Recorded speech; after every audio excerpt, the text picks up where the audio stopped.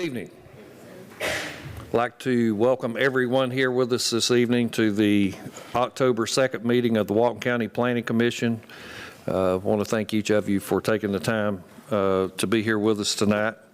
And if for any reason in the future that you're unable to attend one of our meetings, but you're curious as to maybe a case that we have or whatever, you can always visit Walton County Facebook Live. Our meetings are aired there every month. All the cases that are heard tonight will move on to the Board of Commissioners on November the 4th, and we will have our next meeting on November the 6th. I would also like to show that all members are present with the exception of Wesley Sisk. And with that, I am going to ask Tim Kemp if he will open us in prayer, and once he is completed, if you guys would please join us as we pledge the flag. Let us bow.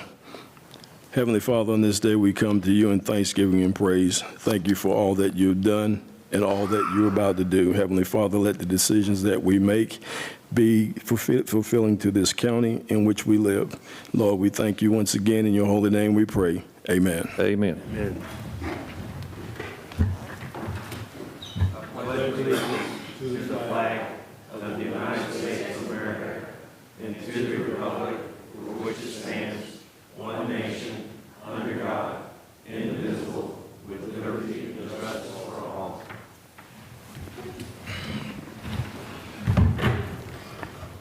Thank you so much for that. We greatly appreciate it. At this time, I'm going to ask each of the members that are present, the district representatives for each district, if any of you have a case that would need to be tabled tonight or withdrawn, if you would please share that with us before I call the open meeting to order. Mr. Chairman, the applicant for old business, item Z250275, which is rezoning of 7.486 acres from A2 to B2. The applicant has requested that this item be withdrawn. The applicant is present in the room, and so with that, I would like to make a motion to accept the withdrawal. Thank you so much. Anybody else have anything? Okay, I'll take action on the one item we have for withdrawal of application. I second it. I have a second. I have all in favor, raise your right hand and say aye. Aye. Thank you so very much. So at this time, I'd like to call the public meeting to order. And if everyone's had an opportunity to review our minutes from our last meeting, and there's no errors and omissions, I will take a motion for approval of last month's minutes. Mr. Chair, second approve as amended. I have a motion for approval. Second. I have a second. All in favor, raise your right hand and say aye. Aye. Aye. Thank you so very much. At this time, I'm going to open up, as I said, the public portion of our meeting where we will go through the cases that we have in front of us. First and foremost, if any of you guys, which probably every one of you have a cell phone, if you could please silence your cell phones, we would greatly appreciate that. Also, as we move through the meeting, I will be calling each of the applicants up, and they will be telling us what their plans are for the request that they've made, their application. And then after they have completed that, I will ask for anyone in opposition who will be able to come up as well and speak, tell us, what your concerns are. I'd like to just let you know that these are both 10-minute time limits, and that's for the entirety for both the applicant and opposition. So if you come up and speak and there's someone else to speak, if you could please be mindful of their time, we would greatly appreciate that so that we can keep our meeting moving forward in a timely manner. And also, be courteous to those that are speaking, and also to us as we try to listen to them. The interruptions, sometimes if it happens, it obviously causes a meeting with the flow of our nightly schedule, so we would greatly appreciate if you would adhere to that for us as well. So with that, I am going to move forward with our agenda for the evening. So we will move on to new business.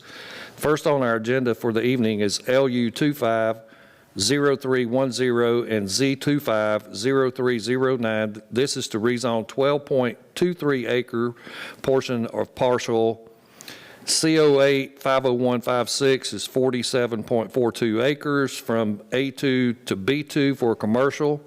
Property is located at 2806 Highway 11, and land use change on the remaining portion of C08 50156 consisting of 35.19 acres from highway corridor to suburban to be combined with a 83.08 portion of C08 501-149 to be rezoned from A2 to A1 for R1 OSC for a total of 118.27 acres to be developed as an R1 OSC subdivision. The property is located off of George Williams Road. Is the applicant here?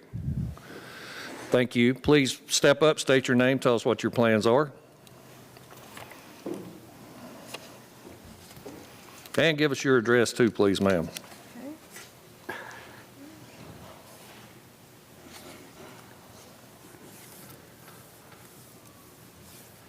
All right, very good.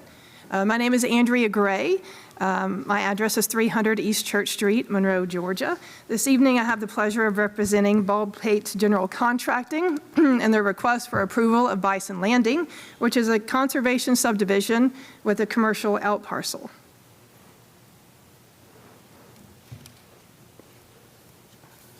The request this evening, although you read the titling of this case, but very simply, it's to approve a 99-home conservation subdivision on 118.27 acres with a 12.23 commercial outparcel. The property, as mentioned, has frontage both on Highway 11, where the commercial portion will be, and then on George Williams Road, where the R1 OSC development is proposed. You'll see it's broken into the two parcels here by the tax assessor map. One will be the 83.08 acre portion, and then the full 47.42 acres of the second parcel will be incorporated as a part of the overall development. Here's the zoning map. You'll see that one parcel is A1 and the other is A2. And here's the future land use map, shows the bulk of the property in the suburban character area, which contemplates R1 OSC type uses. And then the second parcel is wholly within the highway corridor portion, which contemplates the B2 uses that we're proposing here. For our development, we're asking to move the line between the suburban and the highway corridor closer to Highway 11 so that that commercial property is just a little bit smaller than it is based on the parcels as shown. Here is our site plan that was included in the application. So starting at the top, you'll see as you enter off of George William Road, my client is more than happy to enhance the landscaping there at the entrance so that it's shielding the actual entrance area from folks as they're driving down George Williams Road. That area right now is mostly pasture, but it is already fenced. He's happy to put in a stone and brick sign flanked with the fencing there for an attractive look as you're coming in. As you travel into the development, you'll see that there are pickleball courts and a dog park for amenities, and that'll be coupled with the mail kiosk in that area. You'll also see kind of cut out from this property the existing home. There's about an 11,000 square foot home that's part of this overall estate, and we've carved that out to be its own about 16-acre property that will not be part of this development and does not count towards the green space or any other calculations that we have. We do have significant open space, which is shown in all of the green areas. We more than meet the ordinance requirement for open space. We're at 28%. Ordinance requires 25%. There will be a mandatory HOA to oversee the amenities and the upkeep of the entry. Of course, there will be sidewalks, streetlights, underground utilities, as the ordinance requires here as well. And we're under density. We're at 0.84 lots per acre. The homes we have will feature a mix of exterior materials that are consistent with the ordinance requirements, the cement siding, stone and brick accents, roof pitch variations, board and batten and eave details, sodded front yard, minimum 2,000 square foot homes, and then a variety of architectural styles. We exceed the ordinance requirements in our proposal.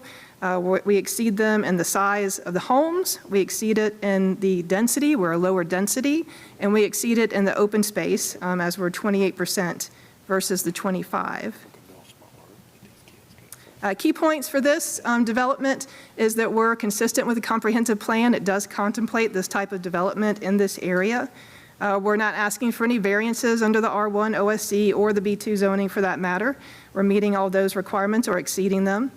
There is a market demand for this type of housing. As you've seen, this is a very popular zoning recently, and the neighborhoods that are receiving this zoning are doing very well in the market. It's consistent with the county's conservation initiatives and having the additional open space. And again, it's very similar to developments that have been approved in this area and other areas of the county.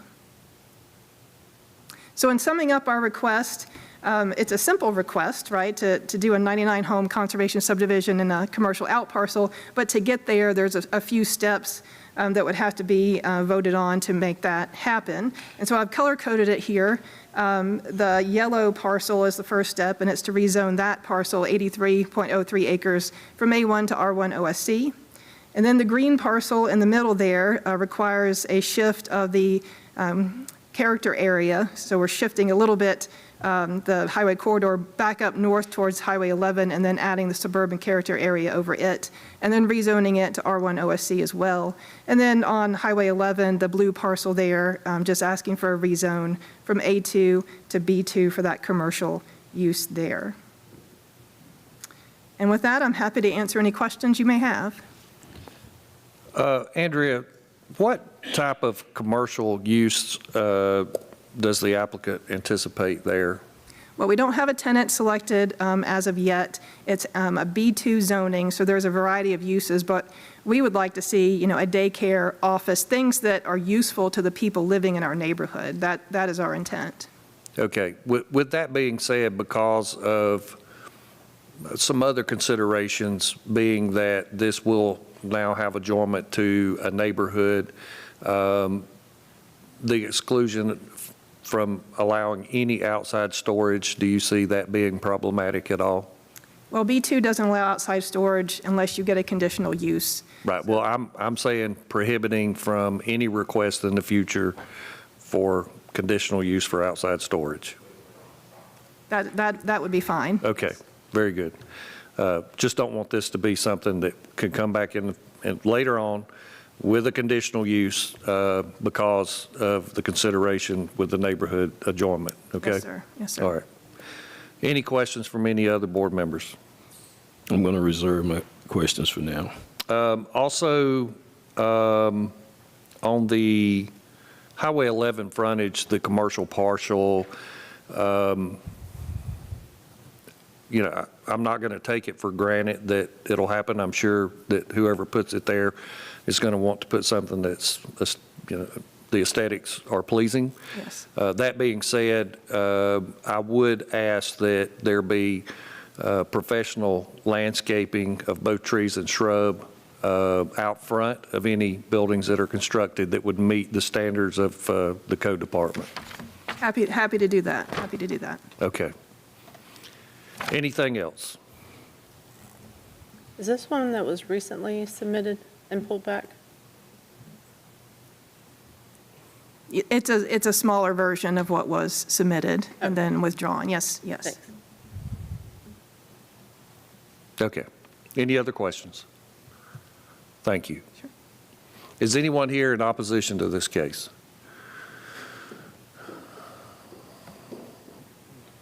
Many? No, I'm just kidding. I'm going to start with the gentleman right here. And again, I want to remind you, we got a 10-minute limit. So here's another thing that's very helpful. This gentleman speaks. If he says something that you intend to say, then maybe you want to omit it. But if you would be very courteous to us and not come up and repeat what he says or someone else says, we would greatly appreciate that. Sir, step up, state your name, tell us your name. State your name, give us your address, and tell us what your concerns are. I'm James Whitford. First of all, appreciate the meeting with the board tonight and listen to our concerns. on the property. My wife Connie is also here with me. Our address is 2865 Highway 11, Northwest Monroe, Georgia, which our drive is directly across the road. Actually, there's two drives. Neighbor next door, also drive, is borders on the opposite side of where this 12.23 acres is proposed to change from an A2 to a B2. And looking over the documents that I received, that it's going to be a development for conservation and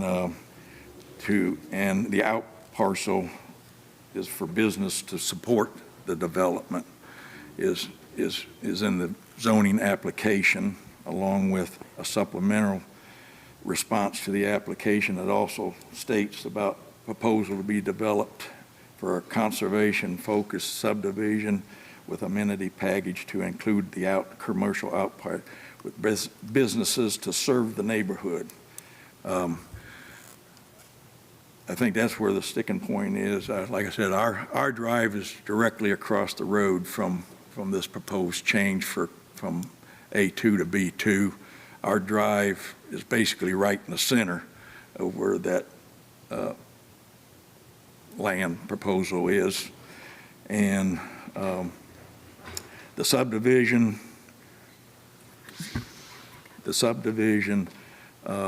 proposal with the 99 acres, 99 lots on it coming off of George Williams Road is, I grew up a long time ago, and we had, one vehicle family, and a two vehicle family was a luxury. Nowadays it's 2 and 3 or more vehicles is a necessity, and dumping that out on George Williams Road, dead ends in the Highway 11 is going to be a nightmare with probably 200 or more houses, cars in the morning and nighttime dumping out there when we already have a number of accidents on that road.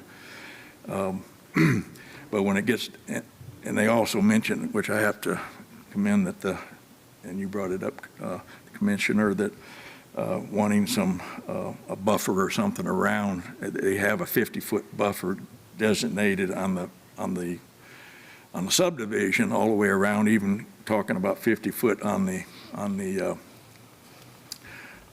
Fannie Thomas Road, but doesn't have anything mentioned, but it was brought up, and I understand that that's going to be some buffer or something because on the commercial property doesn't state anything other than a right in and a right out on the property, which I don't know if there's been any contact with the state. I spoke with a state DOT representative in this area last week, and this property is located in an S-curve that's already had a number of accidents. I'm aware of 2 fatal accidents that have occurred in there, and they're not always, but they say they don't look towards putting a right in and right out because people don't follow that. They're going to be making left-hand turns out of that. So, but they said they're going to have to see what the actual project's going to be before they can determine all that.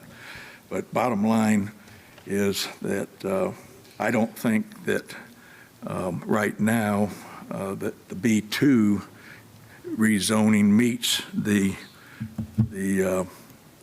application where they want a conservation-focused subdivision with amenities for businesses that serve the subdivision, which the B2 designation says it's light and medium commercial use with primarily designed to serve the automotive traveling public. I think it ought to be Zone B1, where it says it's primarily light retail or service businesses designed to benefit the small residential area instead of the B2.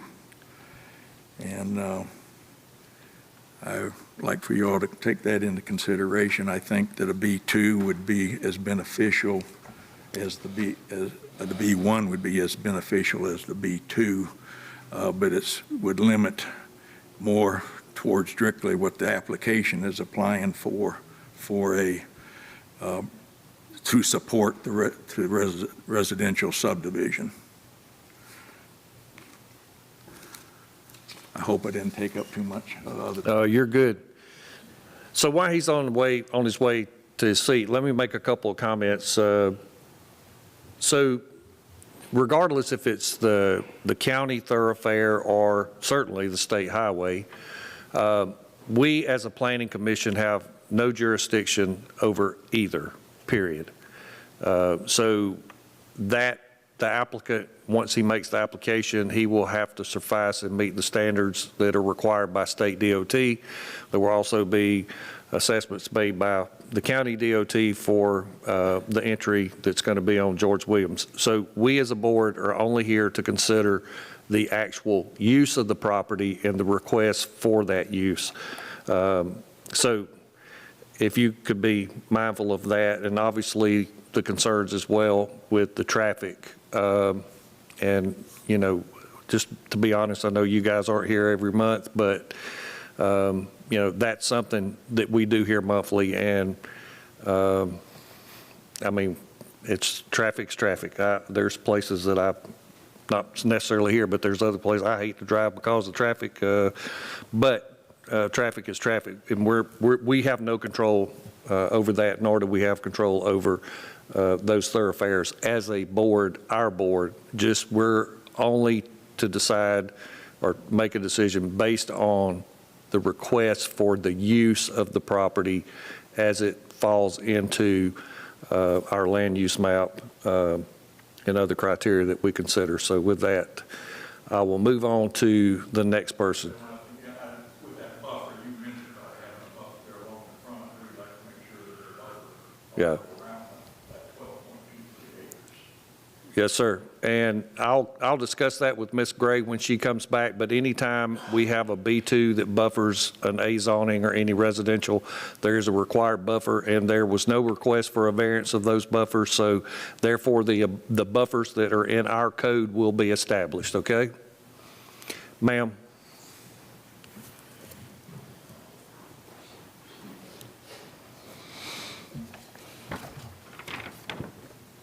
Okay, I'm June Gosling. I live at 3701 Lovers Lane. The road, George Williams, that this is going to dead into is my property at borders Carl Davis and Lovers Lane. So I have 100 acres there.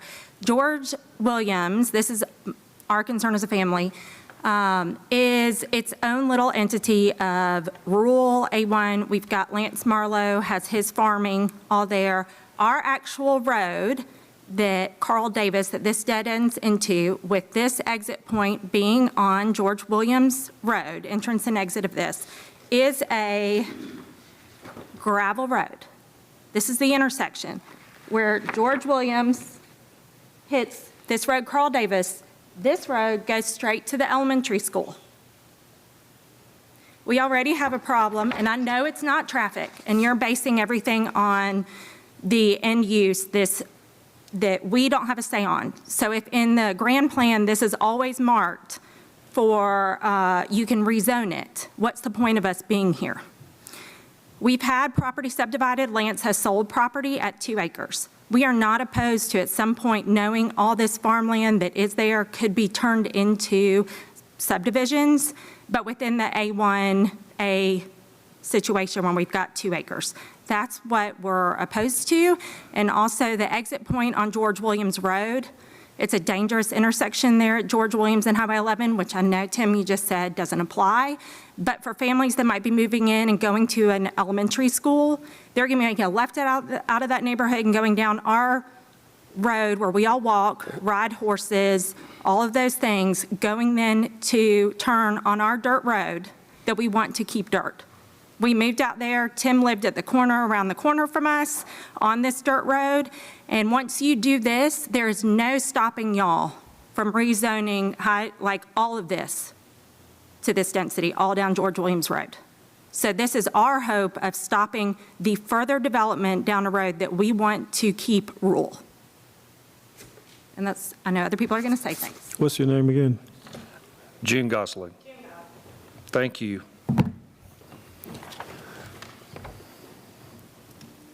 Who's next over here? Who else had your hand up right here in this section? Sir? Yeah.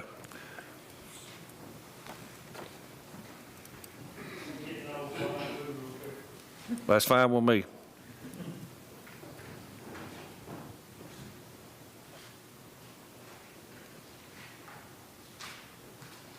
My name is Richard Baxter. I live at 3871 Lovers Lane, which is a cut through between two roads there over to 11. Now what you're going to do is you put that subdivision there. 11 is where commercial property belongs. I agree with that. Although it's a nightmare for the sheriff and the state patrol, that's their problem. They'll be coming out of there and trying to get on 11. They won't be able to, and they'll figure out they can come back our way, hit those dirt roads, and drive us crazy. We have pets, we have livestock. There's a farm there which is extremely large, which will, from the time they make the left turn out of that subdivision, and there's no access out of that subdivision except on George Williams, they got to try to get on 11. They're going to figure out they can go the other way and really make the rest of us mad. It's a dirt road. It's intended to be a dirt road. It's Lover's Lane. As I understand it, it was Lover's Lane at one time. But the bottom line is that if y'all approve this, you're going to take, let's say there are 2 cars in a household. I think that's conservative. Some of those people are going to come back our way. We have a problem right now. I take my dog out about 3 times a day, and there's a foot race of the stuff coming through, and I see the same trucks every day.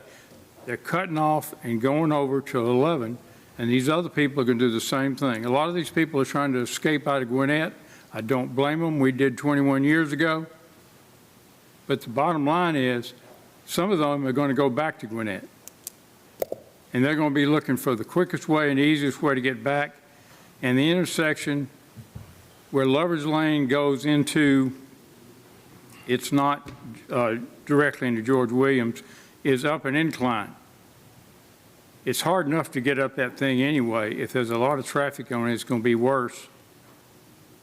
And if you decide to pave our road, when you get to the other end of our road on Lower Tanner Bridge Road, that's Stone Mountain.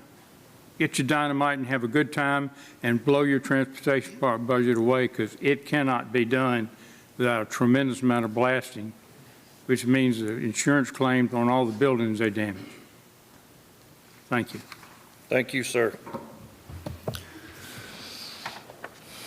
Gentleman back there in the blue shirt.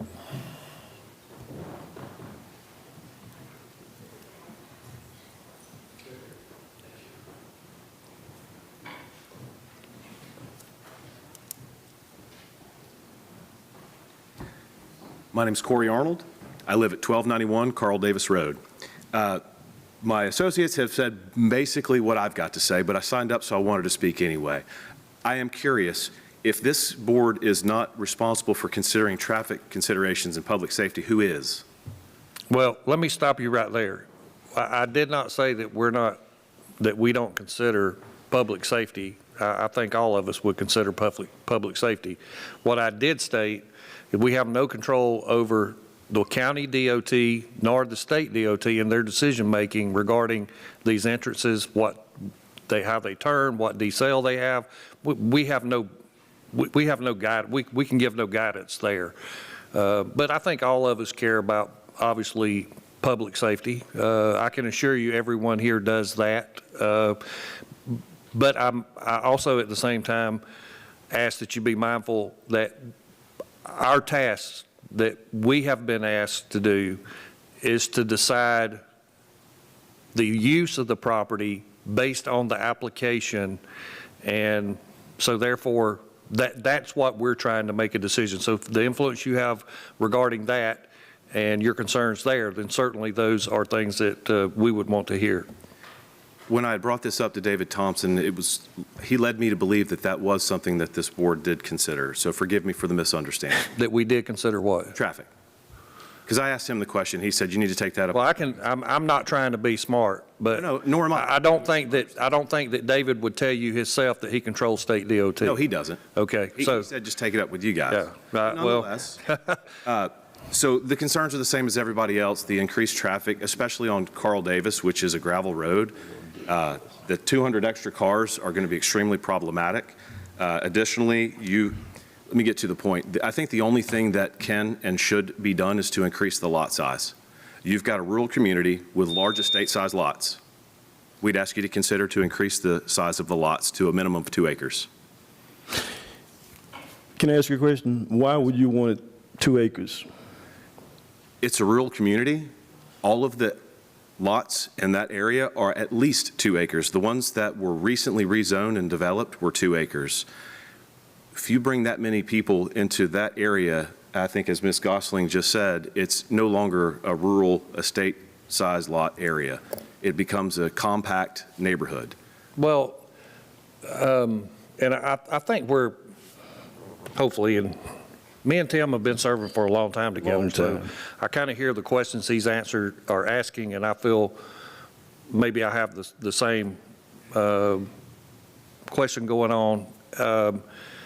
And so, first of all, in looking at the request by the applicant, it's 118 acres, if I remember correctly. Yes. So our code would say that the density for this is 1 unit per acre. So that would be 118.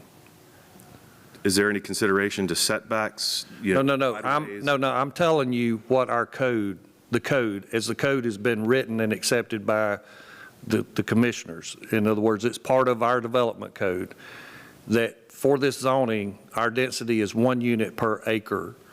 So their application is less than what we require, okay, first and foremost. Secondly, and I said this a few months ago, and I don't want you to think, I mean, Ms. Gosling stated, I used to live on the corner of Lovers Lane and Carl Davis. You're familiar? I was one of the very first houses there. I know the area like the back of my hand. I know the people like the back of my hand. Yes, sir. So that being said, when I look at the county and the requests as we're seeing it, for me to consider that people can only live and afford homes on 2 acres, or homes on 25 acres, or homes on 100 acres, or homes on 500 acres, for me to consider that would be absurd, because I know that there is a large number of people who cannot afford to live on those size acreages in the house, then you put the house on there. So it's a blend for us. And where I live now, although, yes, the thoroughfares are somewhat different, I'm not that far away from where I was, but, you know, I have a neighborhood, I've been listening to them for the last 3 weeks doing the grading right across the street from my house for a new neighborhood. They put neighborhoods below me on Hickory Grove, and it's tough for me to get in and out of my drive now. I mean, literally. But I understand that people need somewhere to live, and not everybody can afford 5 acres, 10 acres, 50 acres, 25 acres. We have to, so that also has to, we listen to you, and we hear you, and we hear the others who are going to speak. But at the same time, we do this every month also, and so we have to look at the big picture and the request over the use. So hopefully that makes a little sense, and the reason I felt Tim asked that question. You're exactly right. Because of the mere fact, in the past 42 years, I've seen this county grow. Change is inevitable, and I'm seeing people driven out of the county Do the jobs actually match the homes that we're building? Some people, a lot of people don't. Their jobs don't. Some people work right here in this county. They don't work in Gwinnett County. They don't work in other counties. They work here. But do their jobs? Can they afford these houses that are being built? We need housing. That's true. Traffic has increased tremendously here in Walton County. 3 weeks ago, you talk about traffic, the highway that I live on, I watched a young man being pulled out of a vehicle. Getting on 78 is a problem, but that's not the problem here. As he stated, we're dealing with the land, the rezoning of the land. That department, those ladies that you see right there, they work daily on making sure that the I's are dotted and the T's are crossed. No one's trying to pull the wool over anyone's eyes. I hear you. I hear you and everyone else around here. I hear you. Thank you. Thank you. I recognize that Andrew's a good attorney. She didn't come up here and make a suggestion or a request that didn't meet all the standards. And I realize that you guys have to make your decision based on those standards. All I can say is the community by and large in this area is not in favor of it. We're very concerned about the safety. I realize that's not something that you guys can take into consideration as you make your decision. I got it. But I needed to come up here and needed to say it. And you don't know how much we appreciate you taking the time to do it, because that means everything to us. Well, we look forward to our new neighbors. Thank you, sir. Yes, sir. Who else? Yes, ma'am. I can't see it.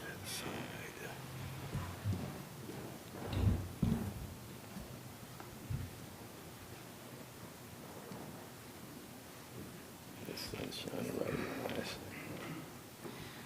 Howdy, my name is Dee Martin. I live at 3870 Lovers Lane. I'm on the corner of Lovers Lane and Lower Tanners Bridge. Where do I start? I guess the first question I actually have is, you're talking about putting 99 homes in this subdivision. How much is the price range going to be on these homes? I haven't heard anybody mention. Yeah, I don't know that they would have a handle on You should that. have a ballpark. Well, They're going to develop something. I'll let Andrea answer that when she comes back up, but I'm just going to say that there's a lot of contributing factors. I realize that. She did give the square footage, so the square footage is a good dictator of price, okay? Okay. Yes, ma'am. Because what we're looking at right now, I mean, yes, other people have been talking about traffic. We've got an elementary school there on Carl Davis. From about 2 o'clock on until 4, you cannot exit from Carl Davis onto Bold Springs Road. You can't turn from Bold Springs onto Carl Davis to come to our homes because of the school. And I guess people don't let their kids ride the school bus anymore. Mom and dad are over there lined up, double parked on the road to come get Junior. My concern is you want to put 99 more homes in a very congested area already. And I'm sorry, maybe it's the old accountant in me, but again, I'm wondering, how much are these homes going to be worth? Okay, 2,000 square foot. Most of the homes in that area are, I want to say, $400,000, $500,000 homes. I can almost assure you there will not be a single home built there for under 400. I wish there were, but I can assure you it's not going to happen. Well, that's today's prices, so, Yeah, 400 to 600 all day long. okay.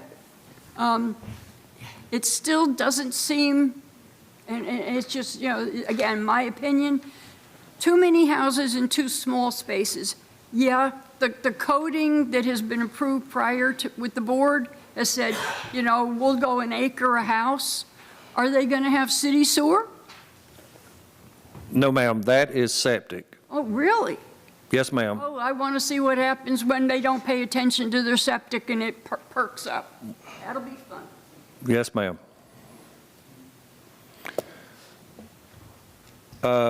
Anyone else? I'm going to work back to front, and I'm going to tell you, I'm already past my 10 minutes.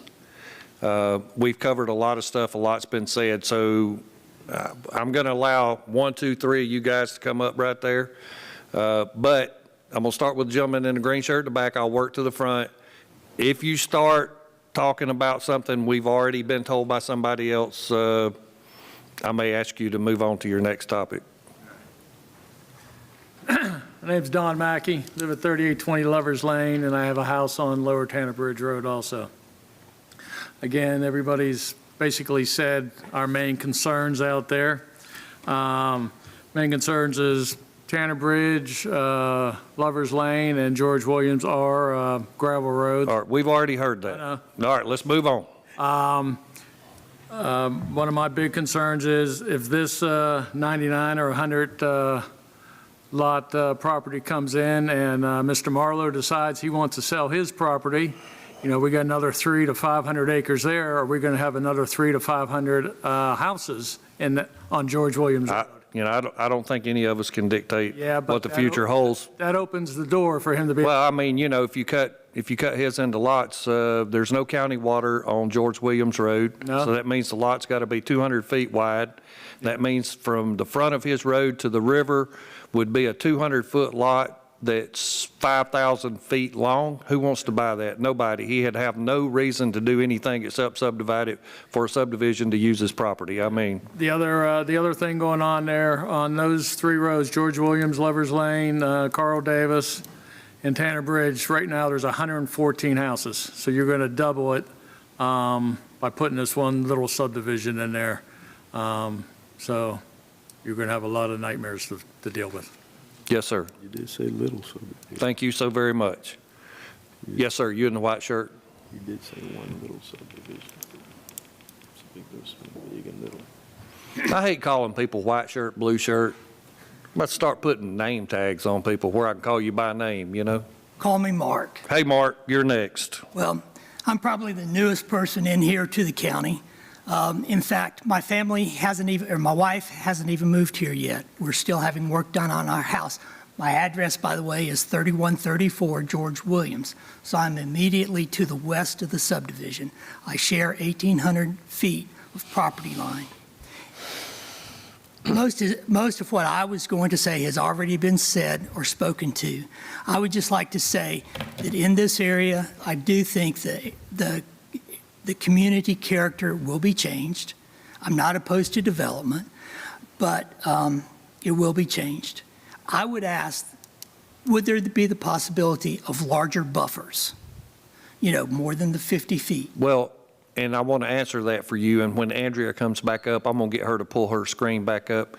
Part of this project, and I'm talking personally, I'm not speaking for everyone sitting here right this moment to answer you. This is a request for R1 OSC, so there has to be 25% of the property set aside as green space. So there's part of the buffers that are 200 and 300 feet, and there's part that are 50. But they set aside 28% of the property that will not be touched. Rather than developing the entirety, they set aside 28% that will not be touched. To me, personally, I'm telling you personally, I like that better than developing in every square inch and disturbing every square inch of the property, because it at least leaves 28% undisturbed for throughout history.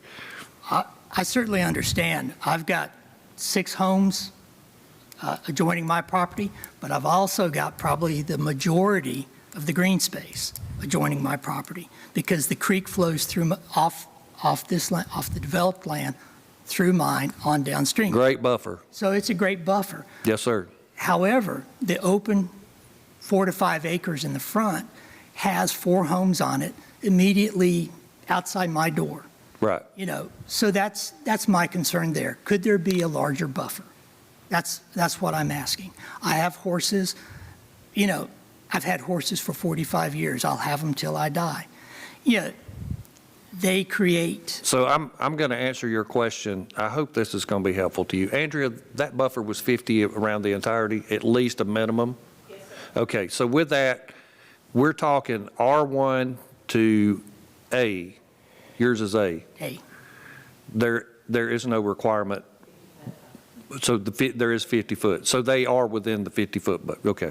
So it's R1 to A1 and A2, no buffer. No, you have a buffer unless you're abutting another subdivision. But no, I'm saying if it were a A1 versus A2, those two would not require a buffer, but R1, right, right, okay. So they have met the buffer requirement. Understood. My request also involves just the use of my property. And will this be offensive to the subdivision? Will I receive nuisance complaints because of noise, smells, you know? And if I do, how do I respond? Because, you know, nobody's. Are you saying complaints about what you do on your property, or? Yes, sir. What I do on my property. If the county receives complaints about what I do on my property, how do I respond? Well, I mean, you're within a rural area, and which rural practices are in place. Yeah, I had a similar zoning, was it 2 months ago? Maybe? It's about 2 months, maybe 2 months ago. And because it's the Nicholsville Road, that was 3 months ago, correct? So because I know the properties that are in adjournment, and that chicken litter's utilized, and they're wanting to put a neighborhood next to, then I made a requirement for that developer as a condition that every home that they sell in there have a disclaimer, or it's actually a disclosure, an agricultural disclosure, telling each home buyer that you're buying a property located in an agricultural area, and there's smell, there's noises, there's this, there's that, so that they would know that when they purchase their home. And we found common ground on that, and they agreed to do so. You know, when you bought your house, you just bought it, right? Yes, sir. And the seller filled out a disclosure for you, did they not? Yes, sir. And in that disclosure, there was one paragraph in there, it's called an agricultural disclosure, correct? Yes, sir. Yes, sir. But that's not required in new construction. They have their own contracts. So I made sure that that was added for that neighborhood. I would doubt seriously that Andrea and her client would have any opposition to having an agricultural disclosure within their sales contracts indicating that this neighborhood's located within the parameters of agricultural properties, and I'll make sure I do that, okay? That's great, because I was considering chicken litter to improve the quality of. Yes, sir. Best fertilizer in the world. Absolutely. Sandlin. Thank you so much for your consideration. Thank you. Josh? Oh, I didn't see you. She's before, no, she's. Josh, let ladies first, Josh. Go sit down.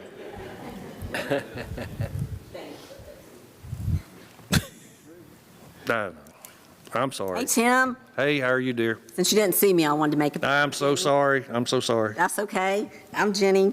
Jenny, last name? Van Ostrom. My office is here in Monroe. I've been before y'all a million times, 224 Alcovey Street. I live in Madison, but I own 36 houses here in Monroe. I'm here on two halves.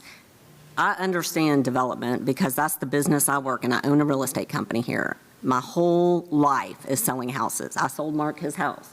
When I sold Mark his house on George Williams Road, which every house on George Williams is either zoned A1 or A2, the aesthetic beauty of the street is what drew him here to spend $825,000 to buy it.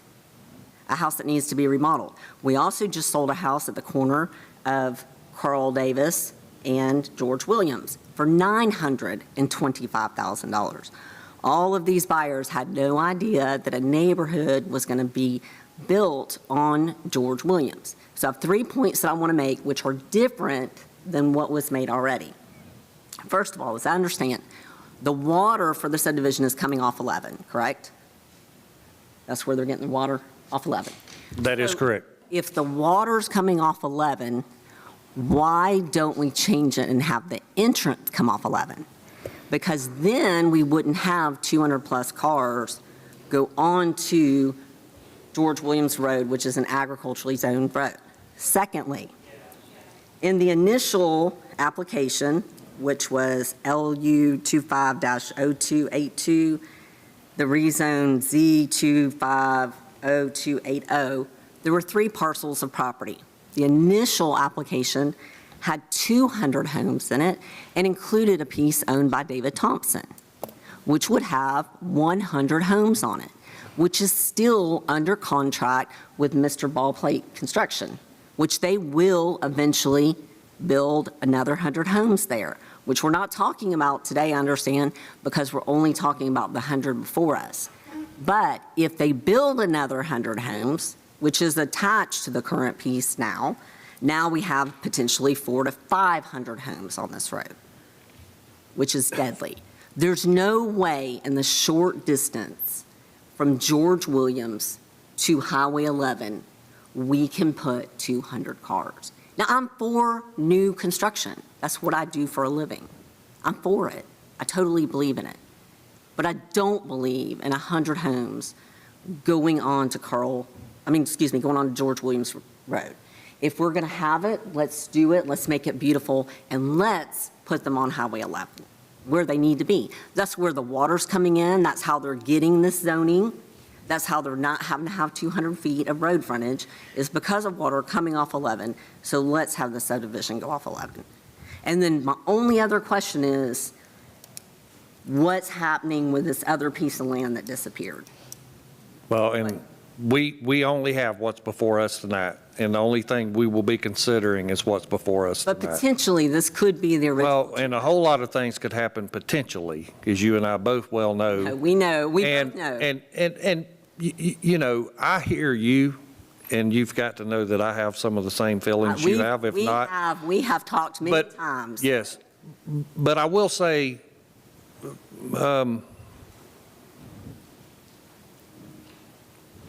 you may, so I'm not going to discount you. I don't, at this very moment, have someone who's looking for 118 acres to build one house. I also don't have any developers who want to put in street and utilities for 200-foot lots or 150-foot lots. So No, Tim, I'm not. what do we do? I mean, I'm just being honest with you. You understand I'm that. not asking for a rezone of the R100, understand that. Right, That's not what I'm right. asking for. No, I hear your concerns. I need the single-family homes they're going to build just like you need them. Like, we both have customers that are looking for that. But I don't think an entrance on George Williams is appropriate. For 200 cars, you live there, you know. I mean, I sold the Goslings, their brother's house next door. Alan O'Neill used to own the house that they're talking about, the property right now. That was his cabin. He started. Yeah, who was somebody got up and said that between George Williams, Tanner's Bridge, and Lover's Lane, there's 114 houses, the gentleman in the green shirt? Yeah, so when I built mine, I was number 3. I remember. I was number 3. Now there's 111 more? I'm not opposed to the construction. Yeah. What I'm asking the board to consider, or the Planning and Zoning Commission to consider, is a bigger buffer between the properties that it touches, larger than 50 feet, which we've heard asked tonight, and to bring the subdivision out onto 11. Don't bring 200 cars on George Williams. That's an agriculturally zoned street. It's not appropriate for 200 cars or 300 cars. Highway 11 is a highway corridor. That's where their water's coming from. That's where their driveway should come from. And as they develop the future property of David Thompson, they can also bring that one onto 11. And we can keep George Williams the agricultural beauty that it is. That nice buffer that he wants to build will be beautiful. I'm sure his entrance will be beautiful, but let's front it on 11. That's what I'm asking. Thank you. Thank you, Jenny. All right, Josh. Last man up. Yeah, my name's Josh Parker. I'm a local real estate professional. I also live on Nicholsville Road. I'm also a local real estate professional, and I just kind of want to piggyback off what Jenny said. I'm pro growth, pro land rights. At the end of the day, if the shoe was on the other foot, this was my property.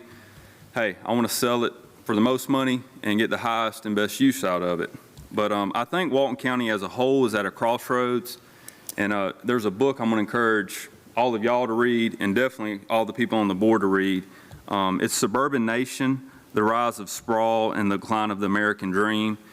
And basically what this book talks about is kind of basically what's taking place in Walton County, and how, you know, it's the same song and the same dance every week with y'all up here. Y'all dealing with the same thing. And at the end of the day, y'all are coloring inside the lines. And the developers and the builders in this community, they're also doing the same thing. The rules that are made, the rules that we have, they're coloring what's inside the lines. And so I think that's one thing we need to look at is maybe, you know, where those lines are at and what type of, you know, what type of development do we want in the county. But in a nutshell, you know, just kind of reiterate about this book, you know, growth needs to come from the inside out. And so what it talks about is you have community hubs. Monroe's obviously the county seat. It's a community hub. Obviously, it's a separate entity from what we're dealing with here in the county, but you want to grow from Monroe out. You want to grow from Loganville out. You want to grow from Social Circle out. You want to grow from Good Hope out. You want to go from, you know, potentially Campton. Campton's unincorporated, but it at one time was incorporated. And maybe that's something we need to look into. Maybe we need to incorporate Campton to where we have a little bit of say on what comes and what doesn't come into our community, because until we do that, we're trusting these guys. And I respect every single one of y'all. Y'all got a very hard job on which, you know, what you have to do up here and making decisions and impacting the future of this county. But I do want to piggyback what off Jenny said. Another thing, going back to this book, you know, 100 years ago, communities grew organically, you know, and in the past 50 to 60 years, we've come up with a more systematic engineering way of developing things. And in the process of doing that, we've decided to segregate businesses and residential and community centers such as churches or schools or things of that nature. And so I would agree with Jenny that I think it would benefit the neighborhood, it would benefit traffic, it would benefit those potential business out parcels to have an entrance from Highway 11 into that neighborhood. And hey, go ahead and, if you need the exit or entrance on George Williams too, but have a main entrance off Highway 11 that connects to the business, potential business parcels that are going to be there. Because let's just think about this, okay? If I live in this neighborhood and there's an entrance and exit on George Williams, but it's segregated from the business portion of this development, okay, I could live in the back of this neighborhood and literally be 100 feet from a business. But I've got to get into my car, go all the way through the neighborhood, go down George Williams, pray to God, turning on Highway 11, that I can get off onto Highway 11, and then I'm going into one of these businesses, and apparently it sounds like there's going to be a right in and a right out. I've got to turn right into the business, go handle my business there. Then I've got to turn back outright onto Highway 11, and I guess I'm going to go up to Shoal Creek and turn down Shoal Creek and go down to Campton Church and turn around and come back to my neighborhood, when we could connect these, this development to where, hey, have you ever heard of a sidewalk? And people could actually maybe potentially walk to that business, or better yet, they could just easily not have to leave the neighborhood and drive down to that business. I think that makes a lot more sense. I know it's a math equation for the developer. It's probably going to cost them a lot more money to do that, but I think it would benefit him long term. I think as an agent, I would use that as a selling point to say, hey, I've got this out parcel here. It's connected to a neighborhood with 118 homes or 108 homes. How many ever homes it's going to be. Hey, these homes are going to be 500, 600, you know, they're going to be affluent, most likely affluent home, you know, affluent people living in this. Describe affluent for me. Yeah. Mr. Josh, describe affluent for me. Hey, if you're living in a $500,000 house, you know. My point. Yeah. The median price range for the county is what, Josh? I haven't. 423? Yeah, it's in the fours. I know that. Yeah, 423. So you're talking 75,000 from the median price point in the county? Yeah. I wouldn't call that affluent. I'd call that average. Yeah. Well, based on the per capita income for this for the county, I mean, these houses, they're going to be built for people that want to move to Walton County, not the people of Walton County. And if you really cared about the people of Walton County, you wouldn't rezone it, because if they kept it A1, you could have a minimum square footage built of 1,400 square foot homes. And hey, guess what? A 1,400 square foot home can probably be sold for a lot cheaper than a 2,000 plus square foot home. But that's a whole nother topic of conversation. Yeah. The main point that I want to make is that I think it would be beneficial to have an entrance off of Highway 11, Okay. like Jenny said. So thank y'all. Thank you. Thank y'all for your time. Thank y'all for what you do. I know y'all got a hard job, and I know it's the same thing over and over. Suburban Nation, again, that's a great book, and I'd encourage all of y'all to maybe take a look at it. Maybe we could brainstorm and come up with some solutions, for this board and for the community. Because at the end of the day, Can I say something to you, Josh? yes, sir. It's just not us that's making this decision. This is a collaborative effort with the Board of Commissioners also, Yes. because they have the final say-so. Exactly. Yeah, we're just a recommending board. Exactly, exactly. Well, and again, I've encouraged them to read that book too, because like I said, I think the county's at a crossroads, and I think we need some solutions, because what's happening is not, it's obviously, you got people lined up every week like me, sitting here talking and kind of saying the same thing over and over. But I would encourage y'all to, You're going to keep on, Josh. You're going to make me use my new favorite saying. Yeah, boy. You know what that is? If we'd have stuck with just Adam and Eve, we would have never needed but one house. That's it. yeah. But unfortunately, we have surpassed that Yeah. Well, many thank y'all. times over. Thank y'all. Thank you. All right, so I'm going to have Andrea step back up, and she does a good job of taking notes and replying to some of the concerns that you guys have, and so I'm going to allow her to do that. Thank you, I appreciate that very much. I'm going to pull my, I was going to pull my presentation back up. You may have done away with my presentation, Sharda. Man. Well, we can wing it, right? That's okay, we don't need a map. So thank you so much for all your comments. I did take good notes, and I'd like to address them in turn as I've written them here. I'll keep going while Sharna fixes my technology. Okay. Oh, there. That's good. I'll take that. The first comments were from Mr. Whitford regarding the commercial portion of the development. And I will say, although I can't show it, the portion of the property that is designated for highway corridor is originally about 50 acres. And so we recognize that that was a lot of commercial for this area. That would create a lot of traffic for this area. And so we scaled back that commercial portion to just 12 acres in consideration of his concerns that he mentioned regarding the commercial entering off of Highway 11.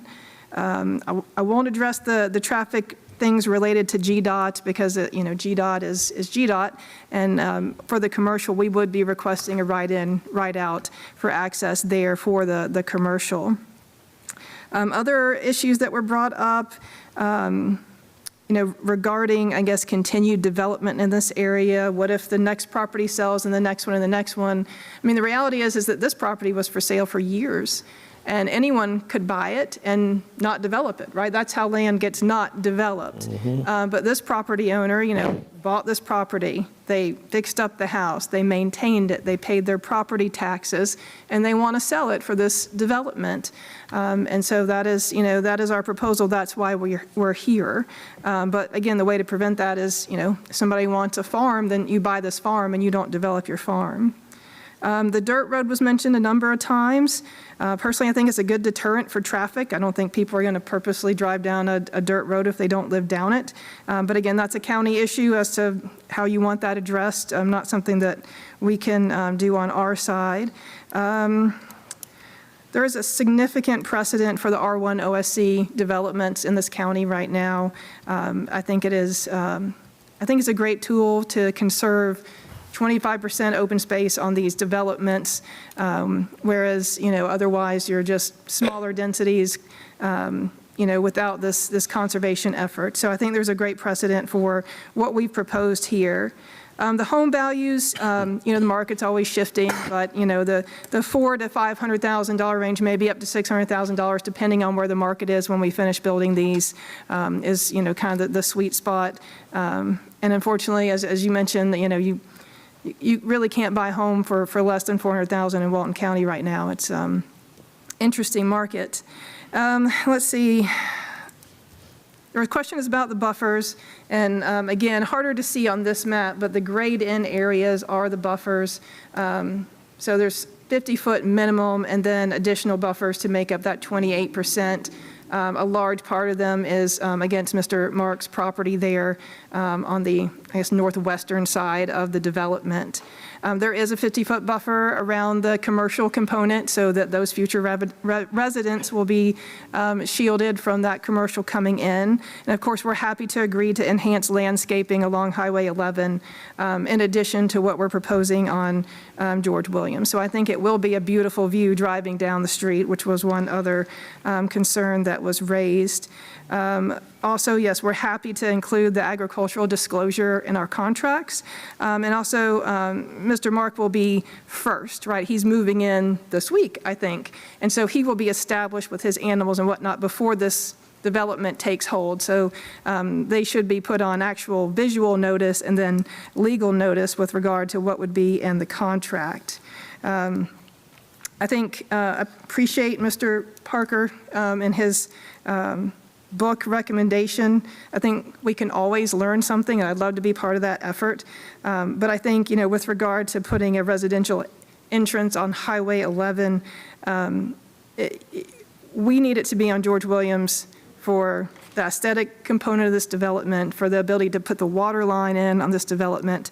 And, I understand what he's saying regarding walkability. But the mainstream market that we're in this area of the county, that is not, it's not the norm. It's not what the ordinances are written for right now. And so, we want to keep our entrance on George Williams and then separate the commercial entrance off of Highway 11 as proposed. Looking over my notes here. So I want to make a comment there, Andrea, because I asked you before the meeting, I called you up here to confirm that there would be no access from the commercial to the residential. That kind of comes from past experience serving here on this board. And when we have done that, where there is joint access, it has been very problematic. I think it's problematic for both parties. It's problematic for the neighborhood. It's also problematic for the commercial properties. So I was pleased to know, based off of what I've seen in the past, that it was not included. Yes, sir. Any questions for Andrea from the board? Thank you. Thank you. Is there anyone here who wants to speak as a proponent for the developer? Or for the applicant, I should say. That was not correct. Anyone wish to speak on behalf of the applicant? Okay. At this point, then I will bring this back to the board for a motion that will carry to the Board of Commissioners. So you guys, the 4th of November, correct, Tracy? The Board of Commissioners will hear these cases on the 4th of November. They are the deciding factor. We're a recommending board.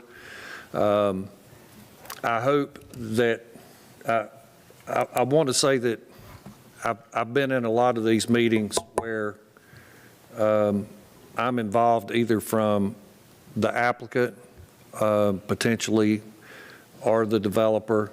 I've also been there in opposition. So I've seen all sides of it. But the duty and responsibility that I am tasked with, that I was asked to do, and we are appointed by our commissioners to represent our communities, is to take both our code, which we stand by, and the rights of those, all of you as landowners. All of you as landowners. You may not own 118 acres, but you own land. And the beauty of it is you get to do what you want without somebody telling you what you can and can't do. And you can use it as an investment for your best use. And that's really and truly the American dream. That's what I enjoy every day. I know it's part of what Jenny enjoys every day. when we get to work with people. So we have, or I have, and as I've spoken to other members here, as they join us, you know, if any guidance, and I'm like, hey, just create you a checklist. And if it meets these parameters, then that's what we're tasked with. So our decisions are based solely on that, and obviously given consideration, and I've heard you guys tonight, and I'm saying, look, everybody's got a choice to make. I know the folks that are on Carl Davis, you're concerned about some of this traffic bleeding over on you. I go to church every Sunday from Hickory Grove Church. It would be a lot shorter for me to cut through Carl Davis to George Williams, a whole lot shorter, probably not the traffic I incur at Nicholsville there at the Campton Restaurant to get on Highway 11, but I still choose to go that way because I don't want to go down Carl Davis, the dirt road. I personally choose not to drive on that road. I drove it for years because I lived on it. Now I don't have to. My house isn't there. I can choose an alternate path. A bumpy gravel road is not the path I like to take, even for those people who may be traveling back and forth if they have kids over there to school. I mean, it's going to be, but if that's what they want to do, more power to them. I'm not going to go that way myself personally. So I do see the comment was made that the gravel roads is a deterrent. It's a deterrent for me, and I believe it'll be a deterrent for others. So anyway, I want you to know we appreciate you being here. We appreciate your concerns, and I'm going to this falls into my district representing District 5, and at this time I am going to make a motion for approval as submitted with the following conditions: that as we spoke, the commercial property have professional landscaping out front that meets the standards of the code office. There will be no lighting other than downward lighting on that commercial property, so not be evasive lighting to any of the surrounding properties or the roadway. And that there cannot be any request in the future for conditional use for outside storage. Even though it could be considered, it will not be allowed. That ability will be taken away fully for any type of outside storage. The commercial buildings that you're going to put there, those are going to need to be a brick front facade, at least minimum brick front facade. Aesthetically pleasing. That's what we want, and that follows some like on 81 that we've done. Same thing there, mandated those, so we're being consistent in that, okay? So those are the 4 conditions that I have, and with that, that is the entirety of my motion. Was the agricultural clause in that motion? Oh, I'm sorry. And the agricultural disclosure, which the applicant has agreed to, will be, Mark, I'm sorry, that will be in every sales contract that's initiated on new construction sales. The resales will take care of themselves in the future, but new construction, that, and you can find the guidance if, look at the GAR disclosure. It's got a good agricultural clause in there, perfect to follow, very simple. Thank you, Josh. So with that, that will be a list of my conditions with a motion to move to the Board of Commissioners with a motion of approval. Do I have a second? Mr. Chair, I second it. I have a second. All in favor, raise your right hand and say aye. Aye. Aye. Any opposed, raise your right hand. So 1 in opposition. All right, this will move next month to the Board of Commissioners. Thank you guys for being here.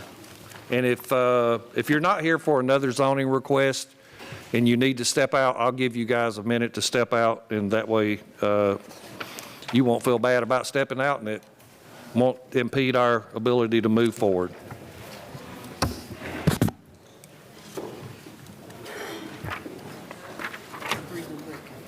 Yeah.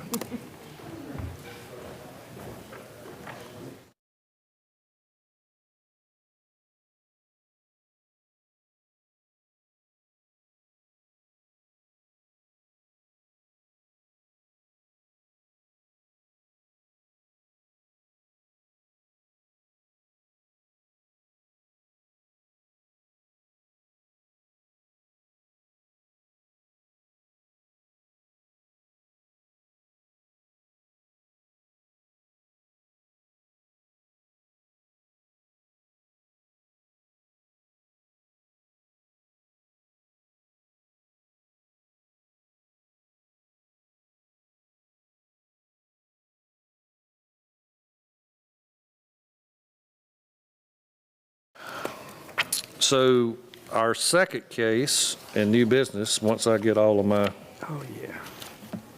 documents back in order here. This is to rezone 48.84 acres from A1 to B3 for a technical training facility. The applicant is Dicom Industries Incorporated, owners Bobby Smith, Chancey, and Darian S. Waliski. Wazaliski.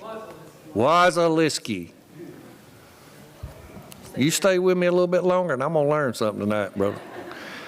John Mark Mazawi. That's a dentist.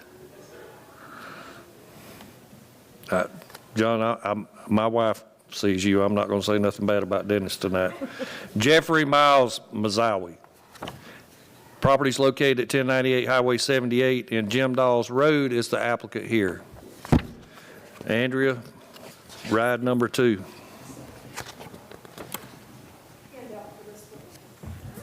Site plan's a little hard to read from the screen. Thank you. Thank you.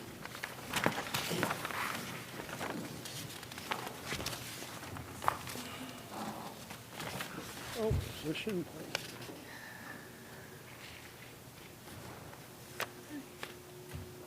Okay, very good. Well, good evening again. My name is Andrea Gray. I live at 300 East Church Street, Monroe, Georgia. This evening, for the second time this evening, I'm here to present Dicom Industries' request for approval of a technical training facility and retreat at Highway 78 and Jim Dawes Road. The property you see here, it's 48.84 acres, consists of 2 parcels. Again, we have frontage on Jim Dawes Road and on Highway 78.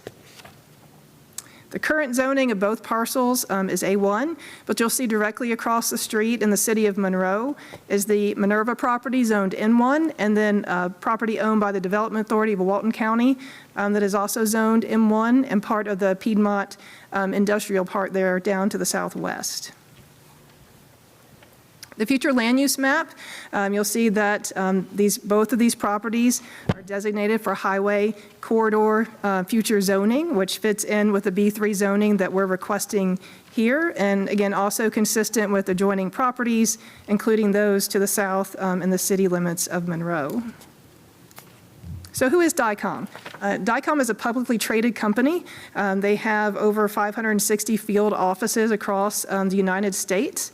What they do is they're a provider of specialty contracting services to the telecommunications infrastructure and utility industries throughout the United States. And they employ about 15,900 people nationwide. In putting together their vision for a training center, and this will be the first one that they have, is to increase the overall quality of their training, to allow the trainees to build a personal connection with the brand, with the company, with each other, and to create a campus that's all in one. Classroom training, hands-on training, and then also a place where the trainees can stay so they're not looking for accommodations. They want to provide a true retreat feel for this training, and they want to become part of the community in which they locate. So the location selection, so why Walton County? We all know why, because it's the greatest county in Georgia, but they also agree with us for a number of reasons. One is you'll see the map with all the dots. This area of the United States has the greatest volume of frontline worker recruiting, more than any other region. Of course, the Atlanta airport's convenient. We all know that draw. They have the highest density of local offices in this area, 2 corporate headquarters in Atlanta, and a field office right here in Walton County. And then, of course, they were attracted to the beautiful countryside that we have to offer here, and then the vibrant small town community that we have in several of our small towns. And based on all those things, the site here in Walton County is voted #1 by their entire leadership team. So the facility components, the facility will include classroom training, so traditional classroom with modern learning spaces, and then hands-on training as well, which includes an actual pole yard where they can learn to install poles, a driving course, underground utility field, and then a mock residential neighborhood. So they can really learn everything they'd have to do on the job training, but not on the job. So it's a little bit safer environment. We'll also have accommodations. There will be lodges to house up to about 40 trainees at a time. And then on-site management. So there'll be a full-time person, a staff person, overseeing the trainees at all times on the property and staying in the existing house. Retreat-like setting, it was very important to DICOM to make sure that it was a wooded setting, minimizing the development of their overall site. They could have done a much smaller site, but they wanted those big buffers. And so on a B3 zoning, they could get up to 75% impervious surface. Here we're at 20%. So maintaining that smaller footprint within a wider wooded area was very important to them. Enhanced privacy, they've got 100-foot buffers adjoining all the residential properties that they abut. And then they'll be fencing the perimeter and have security gated entrances. Operations, they're very mindful of their neighbors, will meet all ordinance requirements for downward and inward facing lighting. They're limiting their training to normal business hours, so no activities going on in the middle of the night or noises or those types of things. There's obviously no manufacturing on this site. It is truly a training facility. The site plan, which I've handed out to you, it's difficult to see here, which is why I gave you a paper copy. You've got two versions. You've got this version, which is like a 2D version, and then you've got the cool 3D bird's eye view version. I'm going to talk through the components on the first one. It's a little easier to see how it's laid out here. But the main entrance will be off of Jen Dawes Road, right across from Minerva. So as you come in that entrance, you'll come to a security gate. Once you're through the gate, on the northern side of the entry road is the training area, the classroom area, and a warehouse to store the materials being used as part of this training. As you keep going down to the south of the road is the pole yard, which, I don't know that requires much explanation, but there will be poles, and people will learn how to install them and train on them. Mock neighborhood, not actual houses, but, storage-looking buildings so that they can learn how to run wires around houses and underground utility fields. And you'll notice that in the very center of the site, and this is intentional, is the lodges. So that is the retreat field that they were trying to create. It's got the largest buffers of anywhere on the site, and it's just really nestled right there in the center. There'll be lodges and a little rec area for the trainees that are spending the night there. As you head back up towards Highway 78, you've got a driving course for training there. On the left-hand side, you'll see the admin office. That's where the site manager will be. And that is the existing house that is right there on 78 that I'm sure you all are familiar with. And again, this is just another cool view. I think the interesting thing about this one is that you can see how much greenery is associated with the site and how well it's just, all the main components are nestled back in behind the trees. So the project highlights, this will create jobs. We're estimating about 5 full-time positions, and then we've got the trainees coming and going. They will be contributed to the local economy. This will increase the tax base of this property, obviously, but they plan on bringing in catering and using local businesses to help support their efforts there. There'll be a new community corporate partner. And they're really making efforts to make minimal disturbances to the neighbors with the additional buffers, 100-foot buffers, leaving significant open space, wooded space, and, again, be very conscious about those impervious surfaces and bringing them to a low of 20%. And of course, they'll comply with all lighting restrictions. We did make an effort to reach out to our neighbors. We sent a letter to about, I think it was at least 40 people in the surrounding area with an information sheet and contact information. And we did get 2 that reached out and positive one very positive response, one with some questions that we were able to answer, and I hope that I've answered those again in this presentation, but happy to continue to communicate with them as well. So in sum, the overall request is to rezone 48.84 acres from A1 to B3 for DICOM's technical training facility and retreat. With that, I'm happy to answer any questions you may have. You mentioned, how many people are they looking at training per se? The lodging houses about 40 people at a time. So not hundreds of people, right? 40 people that aren't coming and going at the same time. So minimal traffic. And how often will that be? I think they intend to have regular trainings. Again, this is a large national publicly traded company. They've got a lot of employees to train. Is there a representative from DICOM here? We've got the site consultant here with me tonight. Okay, but he doesn't work directly for them? No. Okay. So, and before I get to the opposition, Tim, do you have any other questions? Industrial. Well, I think I see a little better picture of it now because my concern was you have an industrial park across the street. Why not that site versus this site? That was one question that I had, but looking at this, because my perception would be in and out all the time because there's some concerns that I'm reading here about Public Work recommends safety concerns, proximity of proposed entrance on Jim Dawes Road to 7 and 8, that this entrance be denied unless closely discussed. So am I right with that, Shauna? About their comment? Yes. And we will have both the entrance on 78 and on Jim Dawes. The thought was just easier from a entry standpoint to be off of Jim Dawes, and given the fact that it's not going to be significant traffic. It's not industrial. We're not making something there. We're not putting products together there. We're training people. So, I also noticed with the security gate, you have 2 security gates. Right. The second, the security gate of 78 is beyond the main office. Is there some specific reason for that? Why is it not closer up on the property to protect all of it?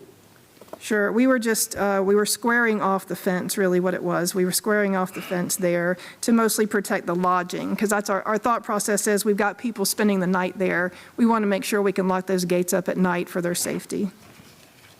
Okay. I hope I can give, and I know nothing about DICOM, Yeah. but let me tell you what I do know about. I do know that I'm an old lineman. I attended lineman school that was paid for by Jackson EMC in Smar, Georgia. That's where we had to go for lineman school, was Smar, Georgia. Jackson paid for our lodging, they paid for our meals, they paid for the school. I stay in constant contact, even though I have been gone from there for 25 years. I get invited back every year for Thanksgiving and Christmas. So these people are my family. Very, very much similar training needs as to what these people here are proposing, the benefit to the community and retail restaurants, why the folks are being sent here mostly on their employer's dime. And here's the biggest thing, and I just learned this over the last couple years, and I'm speaking only for one company, but it's a very large company, one of the largest EMCs in the nation, Jackson. They will not hire any longer anyone for line construction unless they have been to a lineman school.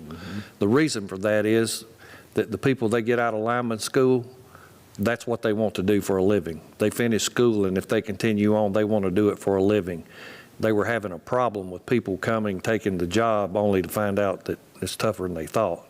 So these are, they're creative, and they're really boosting a part of our nation where there's still a physical workforce of people who keep our lights on, our internet active.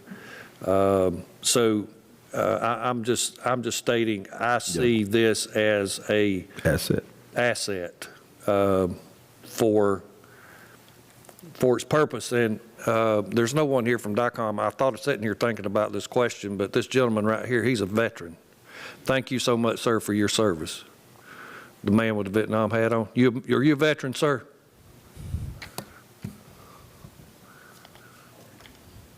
Are you a veteran? Yes, sir. Thank you for your service. Let me ask you a question. When you first drove a vehicle in the Army, did it have a camera to tell you how to back up? What'd you have to use? You had to use mirrors, didn't you? You had to learn to use a mirror? Yeah. Well, this thing's got a driving course. My son wants to know why I'm so good at backing a boat down a boat ramp. You put a 40-foot trailer behind a derrick truck with a pole on it, you learn how to back real quick. So this is great stuff as far as I had, I know it's a bit personal, but these facilities are needed, and they do create a benefit. So I just wanted to throw that in for whatever it's worth. Thank you, Andrea. Thank you. I've got a couple questions. Is it primarily utility installation training? Yes, yes, So underground and above ground utility training? correct, yeah. Yeah. Okay. Did you say that there will be someone on site living on site?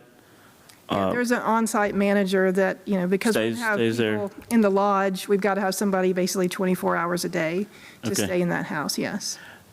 Sharna, does the residential aspect, as a separate condition of this zoning? Okay. Thank you. Thank you. Any other questions?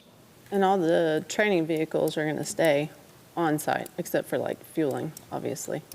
Yes, Right. we anticipate the traffic being passenger vehicles for trainees coming and going, yeah. But things like bucket trucks, things like that, they'll stay there. Yeah, the majority of, yes. Right. Any other questions? Thank you. Thank you. Is anyone here in opposition to this request? No one in opposition. Andrea, I see no need for you to return any rebuttals. Anyone to speak as a proponent? Someone to speak on behalf of this applicant? Doc, I'm giving you a chance back there.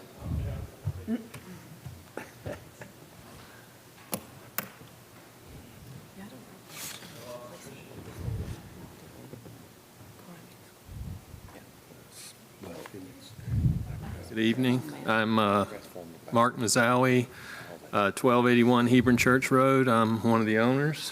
One thing I like about this is lately, everybody thinks they have to go to college to get a degree. I don't really agree with that anymore. We need HVAC people, plumbers, electricians. We need these kind of people here. And I just think the way they have designed this, it keeps so much green space. It's really kind of a neat project. I didn't know anything about DICOM until they came asking, but I just think it's a really cool thing to have, and I think it'd be great for the county. And we appreciate that from a person who has been Yeah. I've been to college. you've been in college, you've been in dentistry school and everything else, and you realize that, Yeah, we don't have enough no, we don't. We sure blue-collar don't. workers that can do stuff for this world anymore. Well- We're going to need a lot more of them, so Very, very well said. Thank you so much. thank you. Anyone else? All right. I'll close the time of public comment for this case and bring it back to the board for a recommendation. I totally get this because years ago we asked the business sector and the technical colleges what they want from us as an educational system. We teach our kids English, math, science, and social studies. They do a good job, but what can they do with their hands? we need hands workers. This is a job you cannot make 99 and live to tell about it. So at this time, I'm going to make an motion that we approve this. I guess there's one question I have in concern is with the statement about the entrance from Public Works. Has that been resolved, Shauna?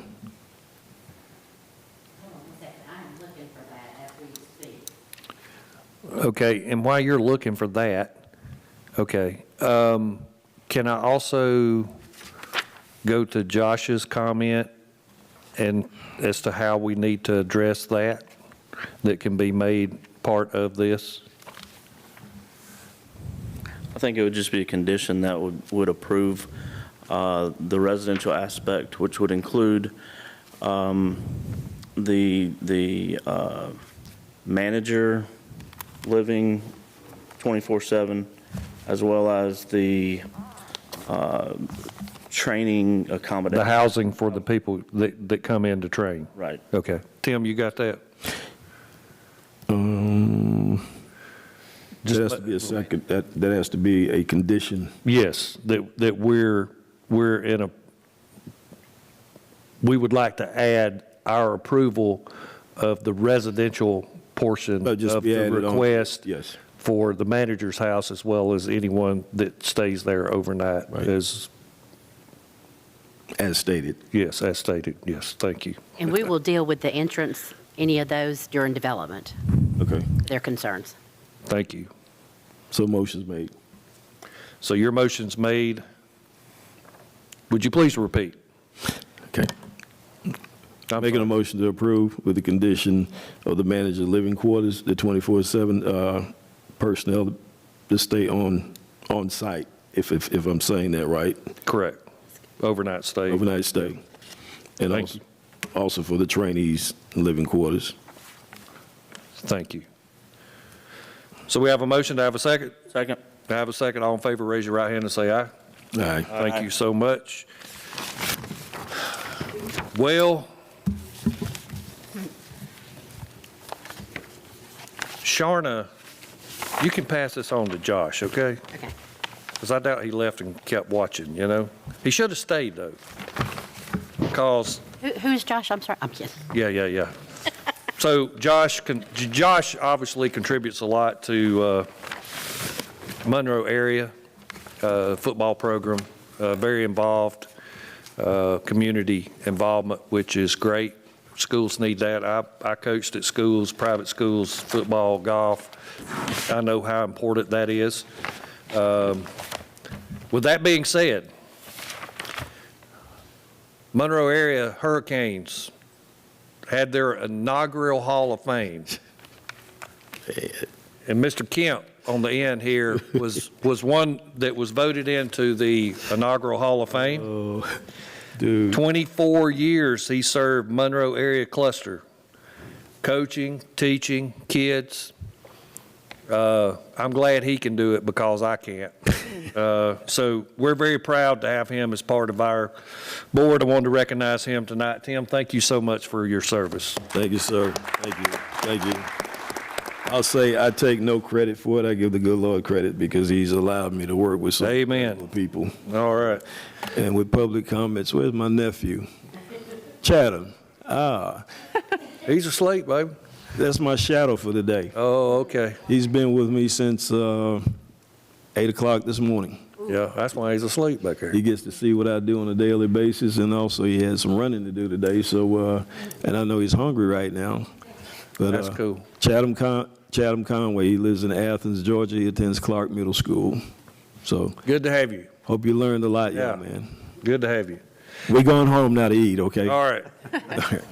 Well, that being said, is there any public comment? No public comment? I'll take a motion for I make a adjournment. motion that we be adjourned. I have a motion and a second. All in favor, raise your right hand and say aye.